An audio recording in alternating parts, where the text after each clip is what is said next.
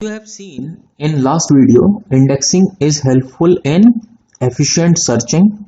It is used for building efficient search on records.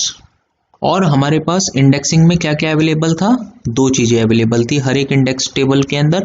पहला था हमारे पास कोई की या non key but it is an attribute, and then second thing was pointer. ठीक है, वो क्या पॉइंटर है? जो हमारे उस ब्लॉक को मेंशन कर रहा है जहां पे हमारा एक्चुअल डेटा स्टोर्ड है। तो ये लेट्स से एंट्री है इंडेक्स टेबल में, और यहां से ये कहाँ जा रहा है? ये डेटा टेबल है और ये यहाँ पे स्टोर्ड है। तो ये किसी एक ब्लॉक के अंदर मैप हो रहा है, लेट्स से ब्लॉक नंबर 2। तो इस तरह से हमारे पास दो चीजें होती हैं यहाँ पे। देन सेकंड थिंग इज, हमारा ये जो इंडेक्स टेबल बिल्ड हुआ था वो जनरली क्या होता है?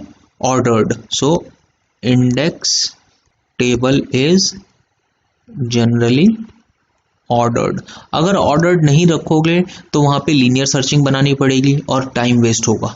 ठीक है, लेकिन अगर आपने ऑर्डर्ड रखा हुआ है तो we can use binary search, and binary search के ऊपर log base 2 bi is the maximum amount of time we have used to search on index table।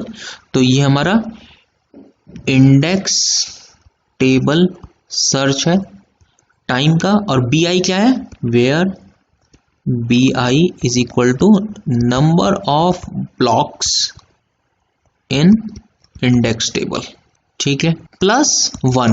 ये 1 किस लिए है? डेटा ब्लॉक भी तो एक्सेस करना है, जो मेन पर्पस है। तो डेटा ब्लॉक एक्सेस टाइम। ठीक है, तो उसके लिए है ये data block access.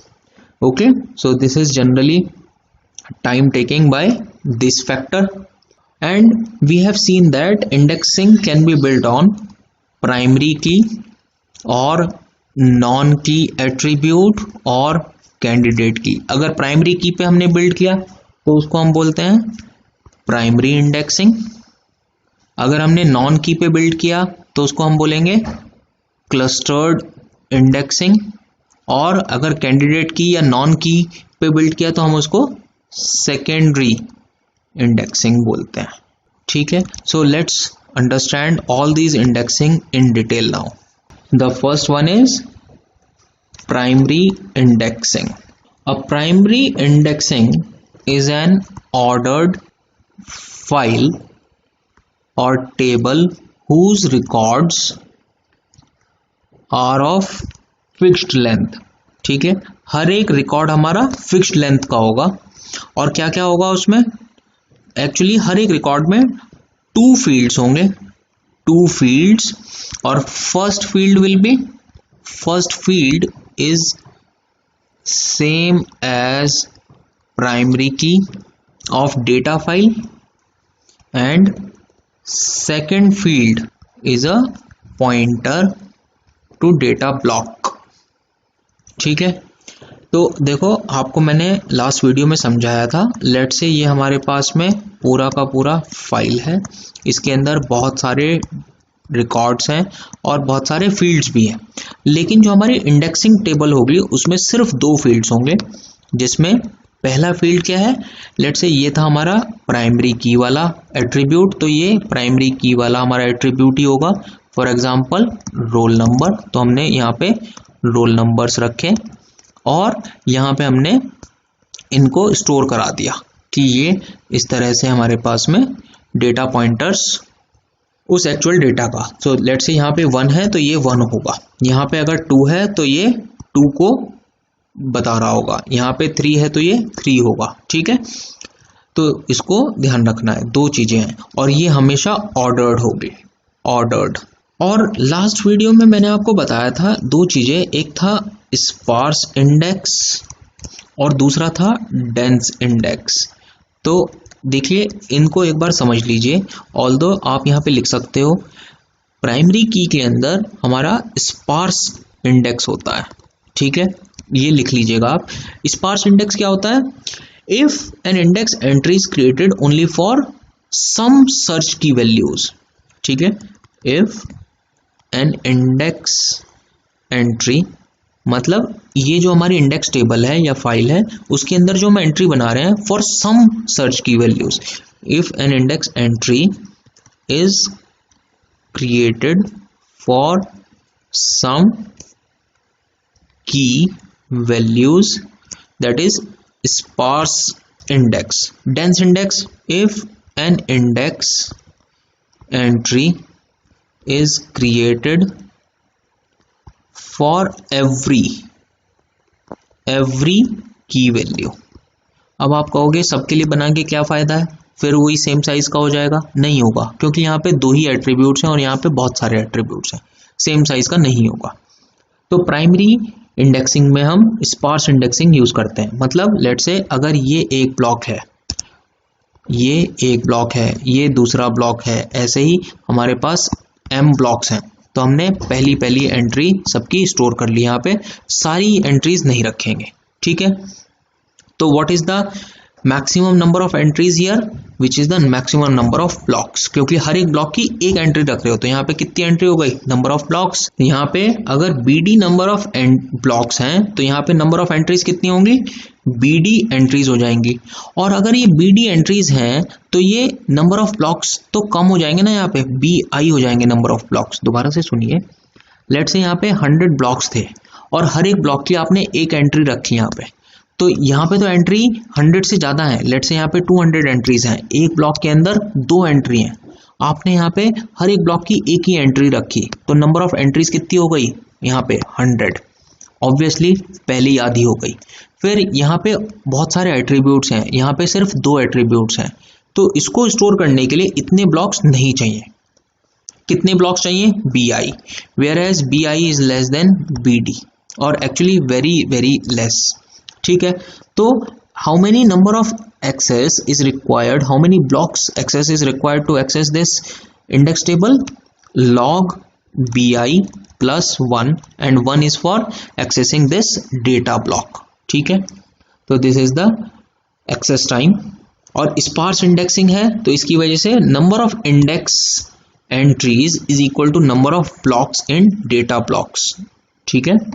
So let's try to see one question. I'm writing a question here and let's see that.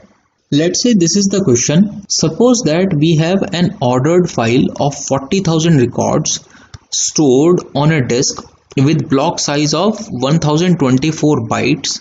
File records are of fixed length and are unspent. Unspent का मतलब आपको याद होगा, हमने पढ़ा था एक ब्लॉक के अंदर हम वेस्टेज होने देंगे लेकिन एक रिकॉर्ड को 2 ब्लॉक्स में स्टोर नहीं करेंगे, ठीक है। ऑफ साइज 200, तो ये 200 साइज क्या है, किसी एक रिकॉर्ड का साइज है, ठीक है। फिक्स्ड लेंथ का एक रिकॉर्ड है, उसका साइज क्या है, 200 bytes.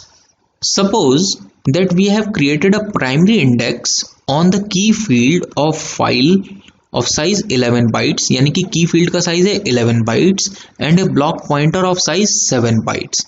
Find the average number of blocks to search for a record using with, इसको पहला पॉइंट मान लीजिए, एंड विदाउट इंडेक्सिंग, ये दूसरा क्वेश्चन हो गया। तो पहला क्वेश्चन करते हैं, हमें पता है कि नंबर ऑफ रिकॉर्ड्स कितने हैं, number of records equal to 40,000 and block size हमारे पास है 1024 बाइट्स, देन रिकॉर्ड साइज क्या है 200 बाइट्स, और क्या गिवन है हमारे पास, प्राइमरी इंडेक्स यूज करना है, ये हमें गिवन है, अनस्पैन्ड है, ओके। और देखो 11 बाइट की तो की फील्ड हो गया और पॉइंटर फील्ड हो गया हमारा 7 बाइट्स का, तो size of index table record, एक रिकॉर्ड का साइज क्या हो जाएगा 11 प्लस 7। आपको पता है ना 2 एट्रीब्यूट होते हैं, प्राइमरी की प्लस उसका ब्लॉक पॉइंटर, तो ये कितना हो गया 18 बाइट्स का एक रिकॉर्ड, ठीक है। ये हमें सब चीजें गिवन है।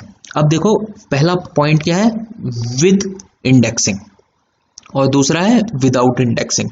अगर हम इंडेक्सिंग करेंगे तो ये वाली टेबल यूज हुई होगी, ठीक है।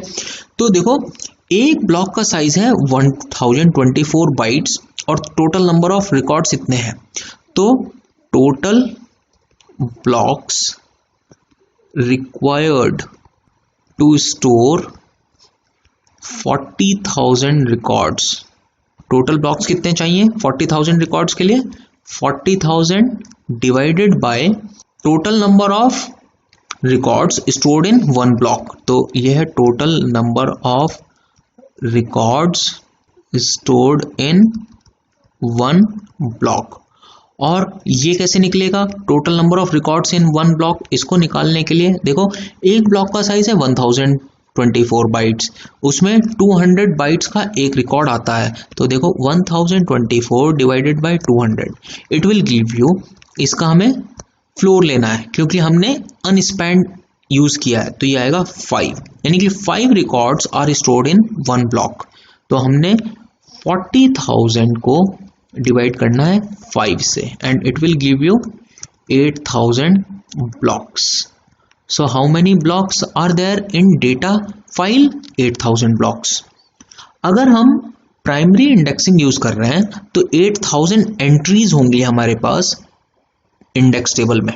सो number of entries in index table equal to 8,000, ठीक है ना, क्योंकि एक ब्लॉक की एक एंट्री, यही तो होती है स्पार्स इंडेक्सिंग। प्राइमरी इंडेक्सिंग में वही यूज होती है स्पार्स इंडेक्सिंग।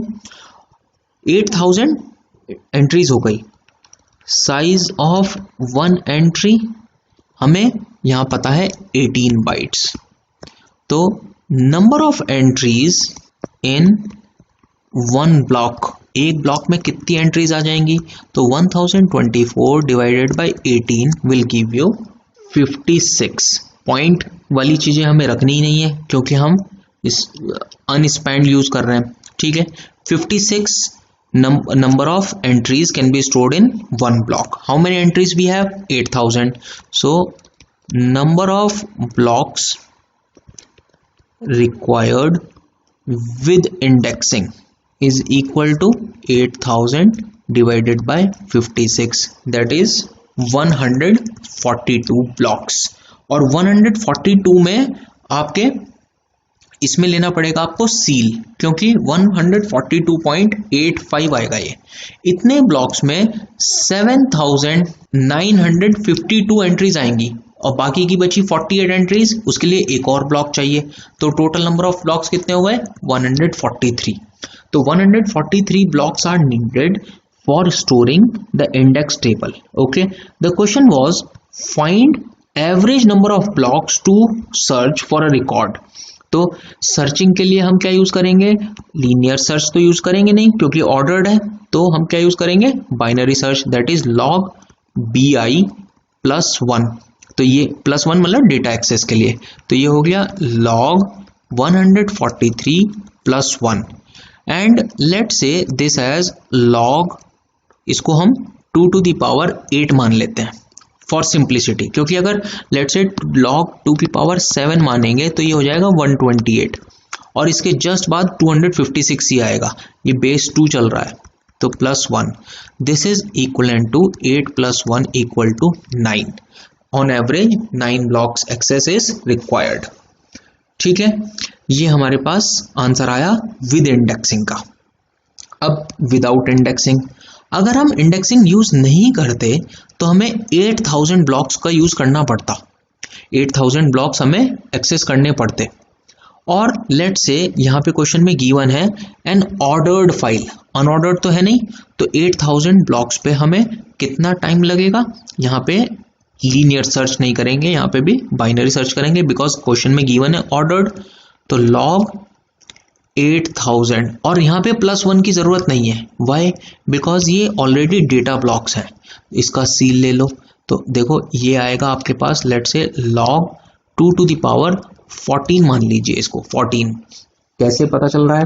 देखो 1024 होता है 2 की पावर 10, तो 2048 हो गया हमारा 2 की पावर 11, 4096 2 की पावर 12 और 8000 समथिंग टू द पावर 13, तो इसको टू द पावर 13 मान लीजिए। तो ये हो जाएगा हमारा 13 block access। On average 13 block access is required without indexing and this is with indexing.